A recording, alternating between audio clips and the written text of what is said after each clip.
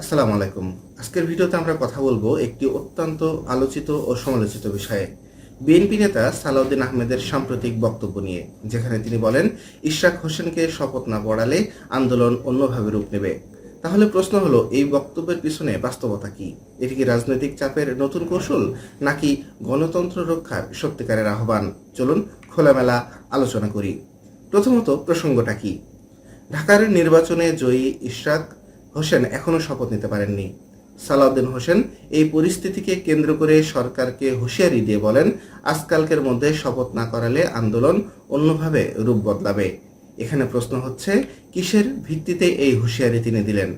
আদালতের রায়, নির্বাচন কমিশনের গেজেট সবই যখন একজন নির্বাচিত জনপ্রতিনিধির পক্ষে, তখন সরকার বা প্রশাসন কেন শপথ নিতে দিচ্ছে না?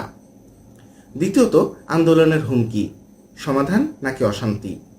রাজনৈতিক দল হিসেবে আন্দোলন করা বিএনপির সাংবিধানিক অধিকার, কিন্তু শপথ না নিলে আন্দোলন অন্যরকম হবে। এই বক্তব্য কি জনসাধারণকে উদ্বিগ্ন করে না? এখানে আমাদের ভাবতে হবে, সাধারণ মানুষের কাছে এটি কেমন বার্তা দিচ্ছে? দেশে কি আরও একবার সংঘাতময় রাজনৈতিক পরিবেশ তৈরি হচ্ছে? তৃতীয়ত, সালাউদ্দিন আহমেদের বক্তব্যের গভীরতা কি? তিনি বলেন, এই সরকারকে সহযোগিতা করতে প্রস্তুত, কিন্তু যা খুশি তাই মেনে নেব না। এর মানে কি? বিএনপি সরকারের সাথে কোনো আপোষমূলক অবস্থানে যেতে চাই, নাকি এটি কেবল একটি কৌশলগত বক্তব্য? অন্যদিকে তিনি সরকারকে দোষারোপ করে বলেন, উপদেষ্টারা অরাজকতা তৈরি করছে। তাহলে প্রশ্ন আসে, দেশে কি আসলে গণতন্ত্র নেই, নাকি এটা বিরোধী পক্ষের রাজনৈতিক ভাষ্য? অবশেষে প্রশ্ন রয়ে যায়, একজন নির্বাচিত জনপ্রতিনিধিকে শপথ না নিতে দেওয়া কি গণতন্ত্রের পরিপন্থী নয়? সরকার যদি আইন মানে, তাহলে আইনি প্রক্রিয়া বাস্তবায়নে বাধা কোথায়? আর বিরোধী দল যদি প্রতিটি ইস্যুকে আন্দোলনের হাতিয়ার করে, তাহলে সাধারণ মানুষের ক্ষতি বা কে নেবে?